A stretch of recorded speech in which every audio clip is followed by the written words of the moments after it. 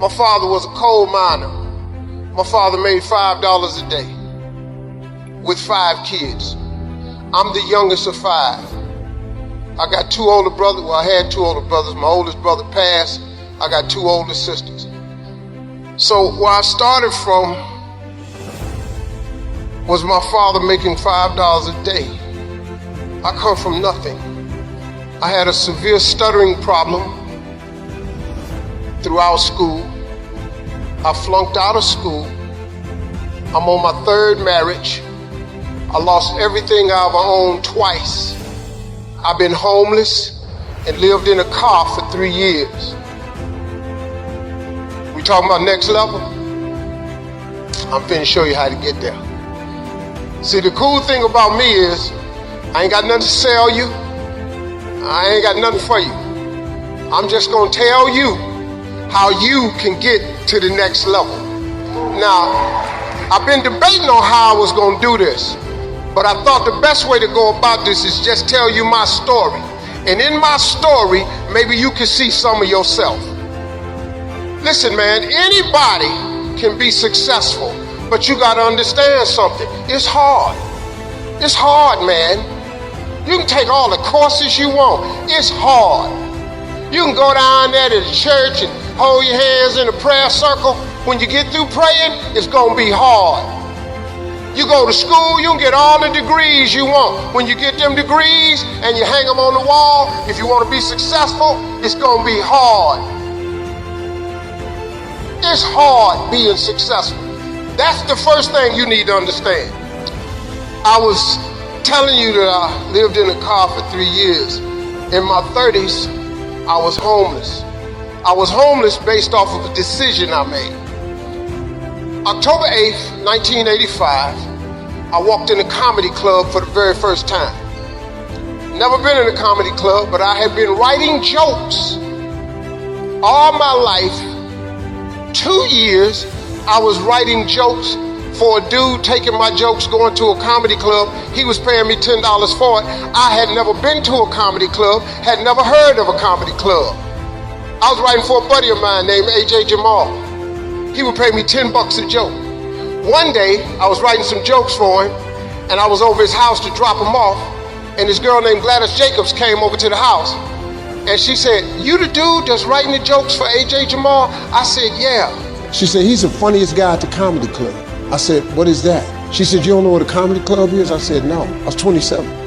And she said, "You should go and tell the jokes yourself." She said, "I'm gonna pick you up Tuesday night." October 8th, 1985 was a Tuesday. She came and picked me up. She took me to the comedy club, and I signed up for the following week. I had never been in a car. I didn't know what they were doing. And I sat there and I watched 9 guys walk up, and I didn't laugh at a single joke because the whole time they were talking, I knew what they were going to say, and better yet, I knew what they should have said, because I was a funny guy, right?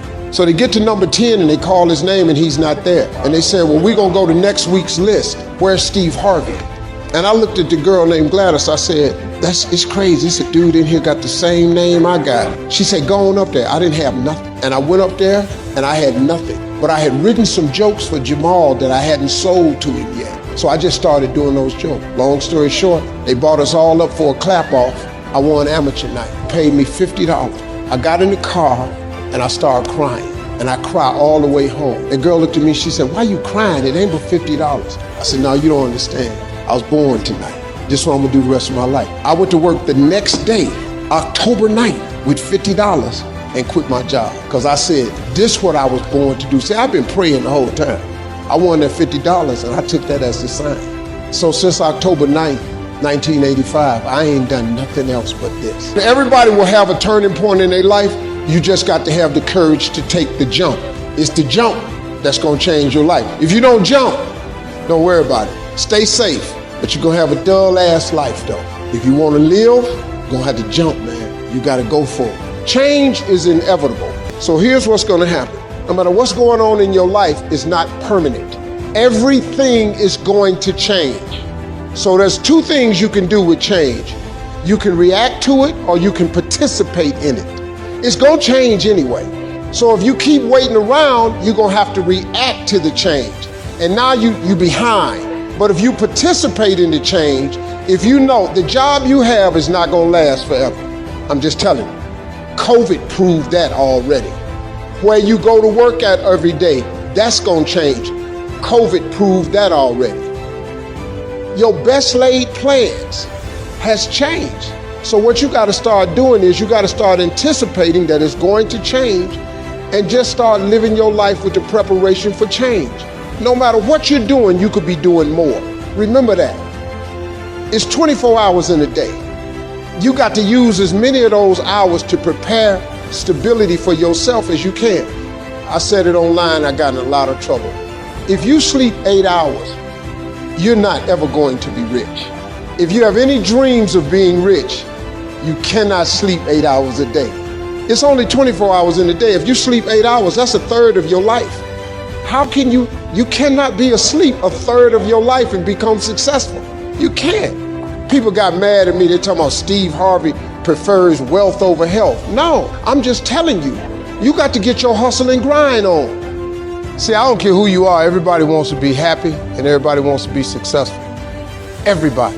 I don't know nobody that don't want to be happy or successful. And if you're hanging around people that won't be happy or successful, you should get away from them. If you want a tree to really grow up and really be a beautiful tree, you got to prune it. You got to prune it every now and then. If you ever, well, I'm from the country, so if you growing corn, you got to hold the road. You got to get the weeds out. If you don't, they're going to stifle the growth of your product. Remember when they used to show rockets going to the moon, and they used to show it in Cape Canaveral or Cape Kennedy, wherever they shoot it from? You see a rocket on the ground, it's got these 4 big boosters. When that rocket comes off the ground, 2 of them boosters stay right there. Them 2 boosters is just enough to get this big thing off the ground. 2 of them stay attached. Then when that rocket go up, you can see, and they used to tell you, the next fuel tank is coming off, boom. And now it's just 1 fuel tank, because in order for it to get all the way up to where it's going, it has to shed that dead weight. In order to get off the ground, some people in your life just for a season, they just ground level people. They can't go up in the air with you now. You can't keep dragging people with you, man. So now you got these 2 boosters and 1 of them come off. Now, in order for that rocket to get into orbit, you have to lose that last fuel tank. Because guess what? It's out of fuel. It's out of season. You done went to an area that fuel tank can't handle. If you keep that fuel tank on that rocket ship when it go into orbit, you're gonna blow the whole mission. You're gonna blow the spaceship up, because it ain't got no business going that high. Now, you can insist on taking it if you want to. The problem you're gonna have now is your rocket ship ain't gonna get into orbit. And do you know that's what's happening to a lot of people?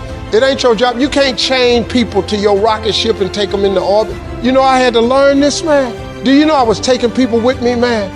Trying to keep it real. My boys in the hood was holding me to that. Man, you got to keep it real, man. Don't forget where you come from.